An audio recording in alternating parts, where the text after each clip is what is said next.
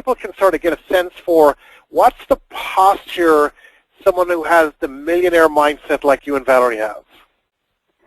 Well, for starters, we treat everybody the same because we've recognized how impossible it is to predict who's going to make it and who isn't. We never know, you know. So right up front, we just assume everybody's worth $250,000 a month.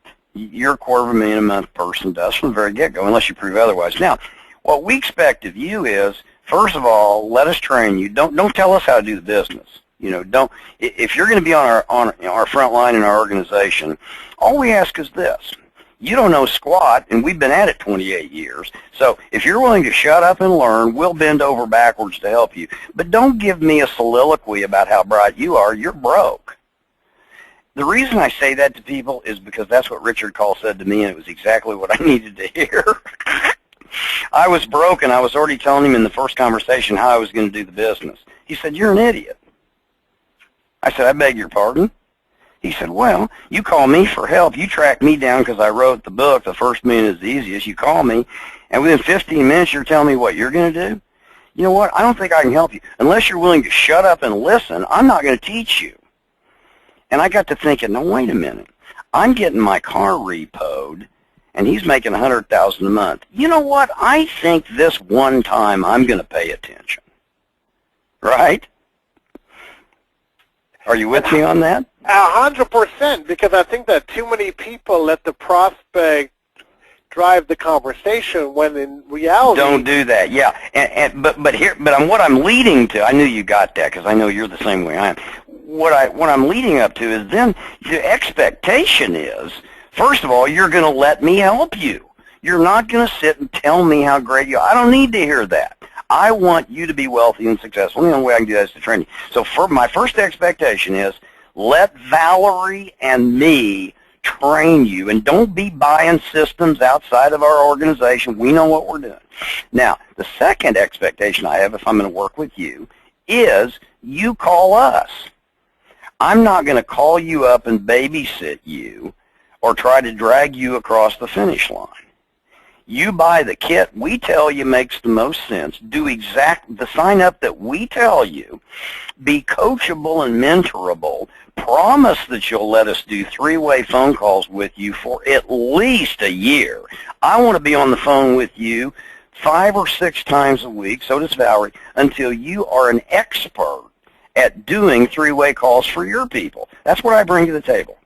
I'm a good 3-way call guy because I never push their prospects. I never embarrass them. But I expect that of my people. Now, if you just keep calling me and you don't bring, if I've trained you and you keep calling me, if you don't call me, I'm not calling you because that's not my goal. My goal is to support you. You got to reach out to me. But the second thing is, if you keep calling me with irrelevant minutia like barking dogs, you know, I grew up in Missouri.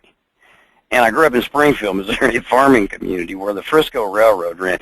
And one thing I noticed, even as a young guy, when we used to hop these trains, every time the train would take off from the station there, these old dogs, hound dogs with infected ears, would start chasing it and barking at it. And I remember thinking, even when I was young, I don't know what those dogs think they do with that train, even if they caught it. Those are just barking dogs. Once, you know, the train's going to gain momentum and go wherever it wants to go anyway. Those dogs can't mean anything. When people get into network marketing, a lot of times they fall victim to barking dogs. People in other organizations, people with we got a better product, we got a better comp plan, or they get into a fight with a cross-line person, or they spend all their time talking to their upline about silly stuff. So basically, if you're calling me about irrelevant minutia, but you're not bringing me prospects to work with, that's going to end fairly fast because you're not doing what you need to do to succeed. And they shoot horses, don't they? You know, I'm not going to spend my time dangling a carrot in front of you if I know you don't have the incentive, the potential to make it in business. In other words, I may have more expectations for you than you have for yourself, but I'm not going to force you across the finish line. So those are my only expectations. Be coachable. Spend a year with me on 3-ways on the phone because I'm your biggest asset is your upline. And don't bring me irrelevant barking dog minutia. I don't want to hear that there's too much fructose in the milkshake. You know, I don't want to hear that the ratio of pentaphyllum in the elbow pain patch is just too high. based on your vast research of PubMed. Those are barking dogs. I don't understand this comp plan. Nobody can seem to explain how this promotional volume works when you factor in, but hey, even if you know more about the comp plan, that's not going to make you any money. Those are barking dogs. You'll learn the comp plan as you go along. You see what I'm saying? That's my expectations. Bring me players, bring me people who've seen a little information. Let me talk to them on the phone, work with you, and let me train you and be attentive, and we're off to the races. But if you violate those things, I may love you like a brother, but I just don't have time. You know, I've got to work with people who have got skin in the game and are carrying their load. In the final analysis, by the way, it's not Mark Yarnell or Valerie. It's not us that make a great person. We give the same information to everybody, and most people don't make it. Nobody, if you look at MLM, any companies, most people don't make the big money. That's just the truth. Well, if we give them the same information to everybody, and over half the people never make any big checks, it's got nothing to do with us or the information. It's those people, isn't it? It is, and I know the people that are on the webinar here with us tonight, Mark, want the big money and the free time, and I bet they've got lots of questions. In fact, I found that the most interesting part of this webinar is the question and answer section, and I know this is something that you're excited, and you'll give people the direct answer. You'll probably give them the answer that they need to hear, not always the answer that they want to hear, but it's the million-dollar answer that they're looking for. So, Chris and Josephine, I know it's probably the right time because I know most people really want to ask Mark Yarnell some questions here. So if one of you would come back on so we can make sure the people that are on the webinar here can ask those questions directly to Mark Yarnell, those million-dollar questions. So Chris or Josephine, are you guys there? Yeah, I'm here, Garrett, and I got to say that I'm kind of mesmerized, if that's possible, with my eyes closed, because this has just been a really amazing interview. Thank you so much for what you do, and also thank you so much, Mark, for those awesome answers. So, folks, he's right. The best part of the webinar is about to begin. It's the Q&A section, and during the Q&A section, you get to go one-on-one with Mark. So get those questions in. If you haven't done them yet, remember the place to send them to is questions, Questions, questions @networkingtimes.com. And we're going to feed as many as time permits, and on a first-come, first-served basis. So we're waiting for those questions to come in. I know that Garrett's got something he wants to tell us a little bit more about the upcoming ANP convention. So I'm going to be quiet and listen to hear more about that. Well, first of all, I'm absolutely got my pen and paper. I've been taking notes. That's why a little bit sometimes I've been slower off the note when Mark finishes speaking, because I haven't finished writing. And that's how great this webinar has been. And I know the questions and answers piece of it will be the best part of this evening. So I'm looking forward to that. But one of the things we've got is the Association of Network Marketing Professionals. We have had some fantastic conventions. We've over 10 years of conventions under our belt. And the last 2 years of conventions, we have got video recordings of them from 2013 and 2014. And I think we had 15 or 20 speakers the first year, many of whom were making $1 to $2 and $3 and $4 million a year, like Mark Yarnell talked about, those big incomes, $100,000, $200,000, $300,000, and $400,000 a month. And we had 30 of them that spoke at 2014. So it was an incredible event indeed, and we've put together really a very irresistible offer. I mean, the reason I say it's irresistible is virtually everybody who was at the convention, we limited, we said you could only buy one, so virtually everyone that was at our convention that's gone actually just took us up on this offer. But what we've put together, and it's because of Networking Times and the relationship we have with Chris and Josephine Gross, we have got the 2013 convention is in the DVD set box that we will send to you.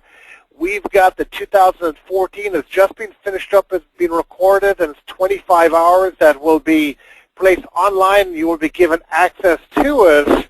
But when you purchase that, you also amazingly are going to get a free ticket for the ANP 2015 convention. And when I say this is an amazing convention, the prices that we're able to do it at are no one else can touch. And the reason is because people like Mark Yarnell, they fly in on their own dime. They speak for 45 minutes, and they give you their best 45 minutes. They speak as a team, and they pay for their own hotel rooms, their own flights. No one gets paid, and they do it as a give back to our profession because it's given so much to us. And that's what we're doing here. You can see that offer at anmpconvention.com. That's anmpconvention.com. You can see it right on the screen. And you will also get a free ticket to the 2015 that's included in that purchase for May 15th through 17th. And it also, we have food at that event, which is incredible. The reason is companies sponsor the convention, and what they do is they make a contribution, and that's why the prices, we're able to get them at the prices that we have it at. So Chris and Josephine, I look forward to I will tell you, one DVD alone will be worth the price of admission, but everything to have in 2013 and 2014 and the free ticket, it literally is an irresistible offer, and it's something we put together here for Networking Times, and we wanted to get something that truly is an incredible value to honor the night that we're having here with Mark Yarnell. So let's get back to Mark Yarnell, and let's get back to the questions and answers. I am really looking forward to it. I've got my pen ready here, so back to you, Chris and Mark. Okay, first question comes from Saab. Saab wants to know, is there anything in your viewpoint, Mark, about approaching coal prospects today that has evolved over the past 10 years? For example, do you still advocate leading with big money? Yeah, great question, and I'm really glad it came up. Absolutely. There are certain things that never change. One of them being that when you assess all of the priorities of most adults living in a capitalistic world, and especially a place like the United States or like Canada, their primary focus from the time they've been very young is big money and free time. Predominantly, actually, it's big money. A lot of people sacrifice their whole lives in terms of time just so they can have the toys, which I think is preposterous. But certainly people want to know how to make a lot of money. So my approach is the same as it's always been. And that is essentially to talk to them about making $30,000 to $50,000 a month or $100,000. I always keep it 30 to 50 or 100, depending on my location. And I've got information that you can take a look at. Either you want to make, one of the questions, my favorite question that I use a lot still, is I want to ask you a crazy question. And you know, if it's a stranger, that usually is a good setup. I want to ask you a crazy question. If you knew for sure, now I'm talking, you've done your research, you know for a positive fact that you could earn $30,000 to $50,000 a month and retire in 4 years and go home, is that something you'd want to know about? Is that a business you'd be willing to look at for 10 minutes? If they say no, get out of their presence. They've probably got early onset Alzheimer's or a brain tumor. But most people are going to say, of course. Give them the information. Don't go into any facts. Don't go into anything. Big money, free time. Big money, free time. Now, everybody's going to tell you, well, everybody cares about their health. Bull. If people cared about their health, clinical obesity and diabetes would not be at epidemic proportions. There wouldn't be a gut bomb hamburger stand on every block corner and a line to get a caffeine pop from Starbucks. I'm tired of hearing that. People love utilities. People love long distance. People love to lose weight. People love lower gastrointestinal problem solutions. People would love to get, but you know what people really want? People really want to win at the game of capitalism. So when you start talking big money and free time, you will get their attention immediately. So that's my approach. I still do it that way. And Saab has a follow-up question. He says, Mark, what do you do when you encounter a naysayer or a negative type? Well, basically, everybody that I talk to, I realize, has heuristics. They have stereotypical red flag objections in the back of their brain that they hope they can drag out in scary times so that they don't have to think or make change in their life. When I get to a naysayer and they really come on crazy, first of all, I get out of their presence. I'm not interested in naysayers. What I love is the people who ask me if this is a pyramid. The main question you get on naysayers, is this one of those pyramids? I've got two responses to them that you'll have fun with if you've got the courage to say this. The first one is, yes, it is a pyramid, and we're going to do a little jail time, but we're going to make a lot of money. And then just shut up and watch what happens. You know what will happen? they'll start. I actually had a spiel that I've used several times. I was talking to a stockbroker one time, and I said, yeah, you know, it is a pyramid, and we're going to do some jail time, but bottom line, before you get upset, let me be frank with you about something. We've cut a deal with the Federal Trade Commission. They're not going to bust us for 4 years. We've got an offshore account in the Caymans. You're going to wind up with $8 to $9 million in an offshore account. They've promised us we can continue this pyramid for 4 years, and that when they do bust us, those of us involved will only do 6 months in a minimum security prison and we'll be out. And the stockbroker was silent. And then all of a sudden he said, are you positive we'll only do 6 months? That's the way people think. People are crazy. It's funny. Play with people. Have fun. Is this one of those pyramids? Yeah, it is. How would you like to get in at the very top and make all the money? You know, with the pyramids, it's the deal where the people who get in early make all the big money and people who come in later don't make as much. Well, how would you like to get in and positioned right? It is a pyramid, and you get a shot at the top. How would you like that? Most people would love it. So that's the way I go about it. You know, I don't screw around with people. I let them know what it is. I'm proud of this industry. Those are great answers, Mark. Okay, so next question is from Jan. And Jan wants to know if you can repeat the 5 basic steps that Mark uses. I think she's talking about the Lotus Code. What do you think? She probably is. Basically, the Lotus Code begins with, and this came from some Eastern religious thought from years ago, as you know, Chris. It begins with thoughts, words. It's a process. Thoughts, words, actions, habits, perseverance, and attainment. Those are the 5 steps that, according to Eastern mysticism, are required to succeed. The other steps you were referring to probably were the steps of our duplicatable system and strategy, our framework, which is first you expose, then you present, then you validate, then you enroll, then you support. So you expose people to your company, somehow you use a tool that gets them excited. Then you do a full presentation somehow, whether it's in your home or online or in a coffee shop. Then you validate, which is step 3. You do a 3-way with your upline. Number 4 is you enroll them. And then number 5 is you support them. Those are the 5 steps of network marketing. I don't care what company you're in, you're going to do those 5 things to succeed. So that's both strategies, an answer to the question in case it was either one. Okay. Des wants to know, she'd be interested in Mark's thoughts about prospecting through internet marketing, social media marketing, as opposed to traditional methods of belly-to-belly. Their experience has been utilizing technology is great, but you still have to build personal relationships.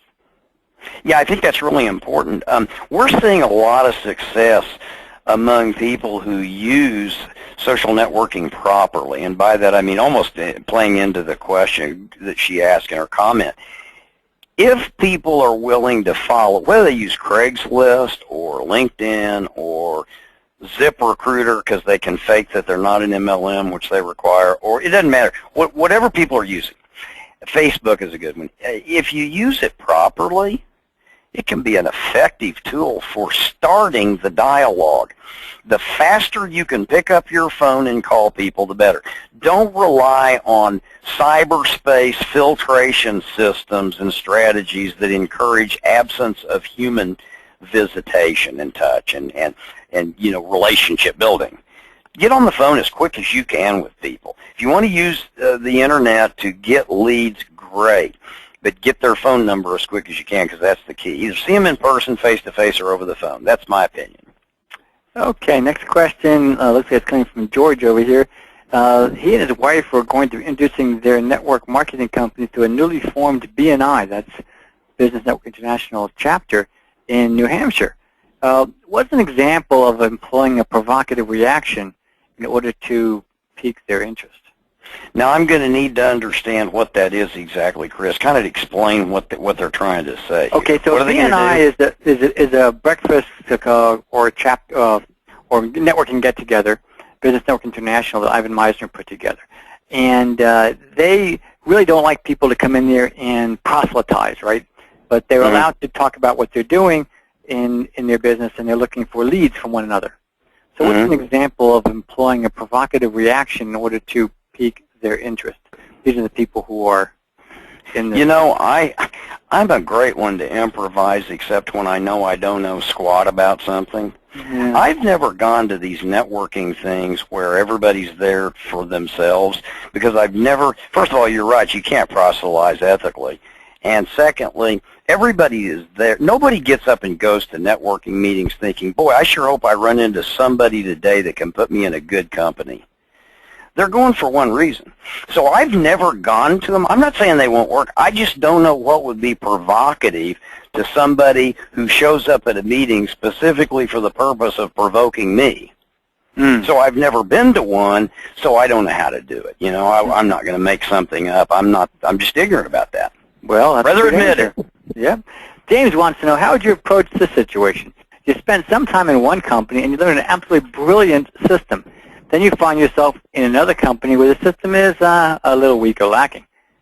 Obviously, you can use those tools that are available, but how about that special system and training and process that you have and you know? Would you use that, or would you just apply your system that you know works really well to the new company?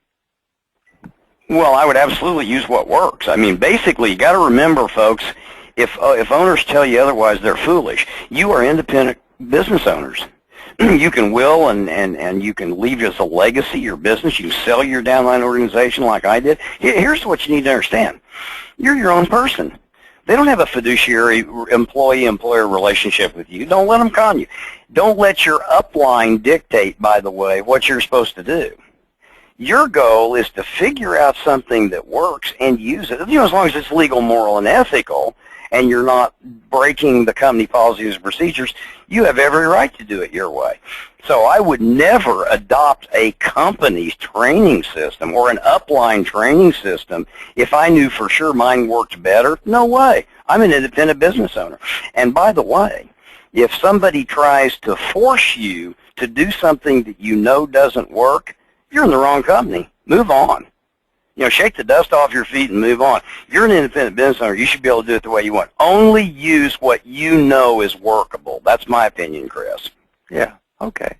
And the correlate to that, if you don't know what works and they have a system, might as well plug in and find out if it works. Absolutely, because most companies do have decent systems. Most uplines have decent systems. But what he was saying is he knows his other thing works in the other company. He does. Should he use it or adapt to no? No, yeah, darn right use it. It'll be to the company's advantage. Yeah. Okay, Bro wants to know, I've been in network marketing part-time for about 6 months. I got involved with a primary focus on team building with retailing secondary. I've had only 5 sign-ups after a lot of person-to-person marketing and placing over 100 ads. Am I doing things wrong, or is my progress quite normal for a newbie? You know, progress is measured by so many different standards you never know. I mean, the #1 couple in Valerie's and my organization are a couple of young people from Vancouver who didn't sponsor but 2 people the first year. And in the second year, they decided to quit screwing around part-time and went full-time, and they passed us in earnings. Yeah. That, by the way, is a mark of a really good company. When you can teach people, bring them in later than you, and they can do better than you by working harder, that's a legitimate great company. We were so honored when they passed us. They beat us to pen level. They did a great job. Here's the point. They did it part-time and only signed up 2 people in a year. Now they're making an absolute killing in their second year. So how do you decide, you know, what is good? You did twice as well as they did, and they're going to make millions in this industry. I don't think you should judge yourself. The other thing is, this is not a business to dabble in. I don't want to hurt anybody's feelings, but really, please understand something. Those of you who are doing it part-time, don't beat yourself up. You're competing against savvy professional adults who've done this business for decades, who are smart enough and able enough to do it full-time. Now, people say to me, but Yarnell, I can't go full-time. No, you won't go full-time. It's not that you can't. If I told you if you didn't go full-time in your company starting tomorrow, in a year I was going to push a button and you were going to die of a coronary, you'd start full-time tonight. It's just not your choice. So don't be hard on yourself. If you dabble in MLM for your first 6 months and only bring in 5 people, that doesn't mean anything. I would want to know what's going to happen if you take it seriously at some point. Okay, here's a great question from Michael. you make big money in 1 year if you talk to at least 30 people a day? Yes, absolutely. Now, a lot of it depends on the company. Can I say one thing, Chris, that's going to be controversial? Well, I mean, I know I never say controversial things, but I'd like to break the mold here. All right, I'll let you go. It's the vehicle. Folks, don't beat up on yourself. Listen to me carefully. I had a guy called on Tuesday. Valerie and I were laughing about this over supper. I had a guy called Tuesday, a home builder from another state in the United States who's really successful, 40 employees. When the economy went bad, he lost his contracting business. He had to lay off all his. He felt horrible. And so he got into MLM.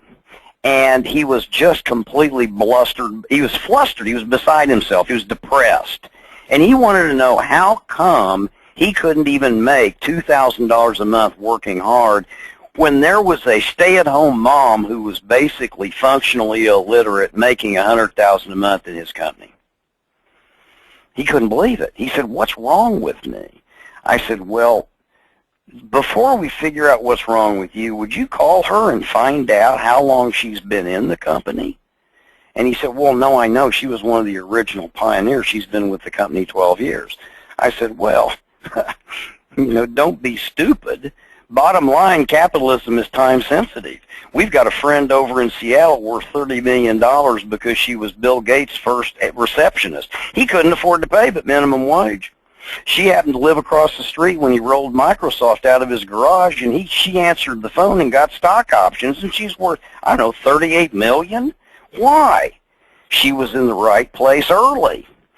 So you understand something. I've got a good friend in my organization who won the Indy 500, but I can put him on a racetrack at Bonneville Salt Flats against my aunt who's elderly, and she'll beat him in a race every time. I mean, she's in her 70s, and he won the Indy 500. You know how I can always guarantee that? All I got to do is put him in a Volkswagen bus with one flat tire and put her in a Lexus. Her vehicle nullifies his skill and talent. His skill and talent mean nothing if he's in the wrong vehicle. So take a look at where you are. If your goal is to make huge money that the founders always make, perhaps you got in a little bit late. I don't know. But I can guarantee you this. If you're only working part-time and dabbling in it, you ain't going to make big money. You can't do this at dabbling. Okay. There's no such thing as a part-time heart surgeon, and there's no such thing as a part-time networker if you're looking at big money and skill as the end result. Okay. I know you have to go. Do you have time for one more question? You betcha. Okay. Joanna wants to know, how do you coach or assist your new business partner in belief in themselves when the belief in the company, products, and the profession are already blossoming? You know, what I rely on is smarter people than I am, and a lot of smart people who keep me pumped up. I don't think anybody. We're all, there's a great book written by a couple of psychologists back in the 70s called The Imposter Syndrome. If I'm so great, why do I feel like such a fake? That's the title. And they interviewed all these great people, Steve Garvey, Chris Everett Lloyd, the president of the AMA. I mean, there were like 50 people that made it to the pinnacle. Every one of them felt like if everybody knew how stupid they really were, they wouldn't be respected. It's called the imposter syndrome. Any thinking, rational person that's not narcissistic has self-doubt. You develop personal skills by reading the right people, listening to the right people, and proceeding forward until your skills and your success match your attitude. You will grow in attitude and power. Read Art Williams' book, All You Can Do Is All You Can Do, but All You Can Do Is Enough. I love Art Williams. Look up anything you can find by A.L. Williams online. He started the A.L. Williams Company years ago. What a stud he is. What a great motivator. He really floats my boat. So, I mean, I spend my time reading and listening to positive, uplifting people. But my confidence comes from a willingness to do what scares me the most. That's why I took up paragliding. I was scared of heights. I couldn't even go up on a ladder. I'd go up on a ladder, change the light bulb, and get dizzy. I couldn't believe what a sissy I was about heights. So I took up paragliding. Now the higher up I am, the safer I feel, because altitude's your friend. I can't run into anything at 5,000 feet. I don't get into trouble until I'm about 50 feet off the ground, and you got to be careful. So what I'm saying is your self-esteem improves as you take the steps that you have to take in order to rise to your full potential in spite of your angst. And we all have angst. That's just normal.